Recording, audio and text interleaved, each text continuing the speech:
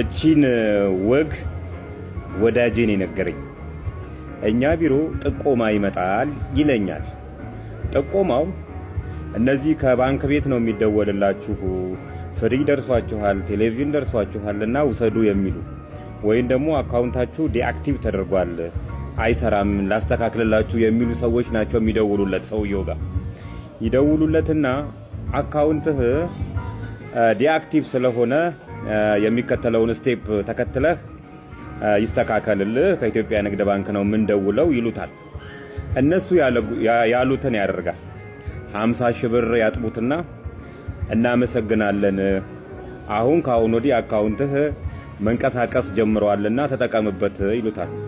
ቆይ መምጣታችሁ ካልቀረ የሚስቴም እንደዛ ስለሆነ እግረ መንገዳችሁን አስተካክሉላት ይላቸውና የሚስቱንም አካውንት ያሳጥባል ማለት ነው። ከዚህ በኋላ ነው ወደ ወዳጄ ለጥቆማ የመጡት ባልና ሚስቶች ማለት ነው። አሁን ላይ የምንበላ ሰዎች፣ ቪክቲም ሰዎች ብቻችንን መበላት አቅቶን በእንደዚህ አይነት ነው ሰዎችን ወደዚህ ነገር ውስጥ እየሳበን ያለ ነው። ጂኤምኤን ነው ምናምን የሚባለው የፊልም ስራ ላይ ተሰማራና ሰራዊት ፍቅሬ አምባሳደር ሆኖበት ህዝብን ያጠበና የተያዘ ድርጅት ብዙዎቹን ስናያቸው ከአንድ ሰው ይነሳና ወንድም ጋር፣ እህት ጋር፣ ቤተሰብ ጋር አንድ እንደ ቀይ መስቀል ያሉ መስሪያ ቤቶች በመስሪያ ቤት ደረጃ ነበር ያን ስራ ሲሰሩ የነበሩት። ስራቸውን ለቀው ፊልም በማየት ገንዘብ ይሰራል በሚል ሸዋሸዋ እያንዳንዳቸው ደም ባንክ አገልግሎት፣ አዳማ ደም ባንክ አገልግሎት ሰራተኞች ብዙዎቹ ታጠዋል በዚህ ወንጀልና መጀመሪያ ሲጀምር እነዚህ ትኩረት የተደረገባቸው ሰዎች ጥያቄ አይጠይቁ። በጣም ትናንሽ ጥያቄዎችን በመጠየቅ ከእንደዚህ አይነት መበላት መዳን እየተቻለ መጀመሪያ ጥያቄ አይጠይቁ። ቀጥሎ ደግሞ እኛ እንድንገባ ይገፋፋናል። ይህም ሰውዬ እንደዚህ ነው ያደረገው። እስቲ መኪና እናስመጣላችኋለን፣ ቤት እናስመጣላችኋለን የሚሉ ድርጅቶችን እናያቸው። ከአንድ ቤት ውስጥ 2 ሰው ይገኛል። ከአንድ ቤት ውስጥ ቤተሰብ ይገኛል። ይሄ የሚመነጨው አንድ ከሰዎቹ ስግብግብነት የተነሳ ነው።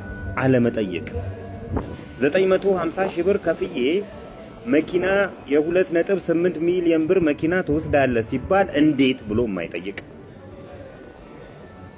አለመጠየቁ ሳያንስ ብቻቸውን ሊያልፈላቸው በቤተሰብ ብቻውን ሊያልፈለት ሌላው ድህነቱን ይዞ እንዲቀጥል ያስገባል። ወንድምየውን ያስገባል፣ ቤተሰብን ያስገባል። ብቻውን ችሎ እንኳን መበላት አልተቻለም። ሌላ ሰውን ጭምር ትክክል ነው በማለት እሱ ያልገባውን ነገር ትክክል ነው በማለት በእንደዚህ አይነት ሁኔታ ነው እየተበላን ያለ ነው። ብዙ ጊዜ የምንበላ ሰዎች አንድ አንጠይቅም፣ ሳንጠይቅ እንቀርና በትንሽ ነገር እንታለላለን። 2 ደግሞ እስካመሮቹ ለማስመሰል መጀመሪያ አካባቢ የሚሰጧችሁን ብር እንደ ትርፍ ወይም እንደ ግኝት ቆጥራችሁ ሌላ ሰዎችን እንዲገቡ ትገፋፋችኋላችሁ። የምገፋፋችሁ ሰዎች ደግሞ እናንተ ብቻችሁን ያለፈላችሁ ይመስላችኋል። አብረው እንዲያልፍላችሁ እሱም ይገባል። በጋራ ያው የምትሆኑትን ትሆናላችሁ ማለት ነው። የነዚህ ባልና ሚስት ታሪክም ከዚህ ዘለላ አይደለም።